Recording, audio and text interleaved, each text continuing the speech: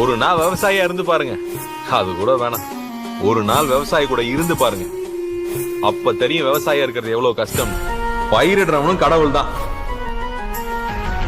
அடுத்த தலைமுறையில எத்தனை பேர் விவசாயம் பண்ண போறோங்கிறதான் முக்கியம். அதுதான் நம்ம வீட்டுக்கும் தேவை, நாட்டுக்கும் தேவை. சிங்கம் விவசாயி, நம்மலாம் விவசாயின்னு காலரை தூக்கி விட்டு தெரியணும்.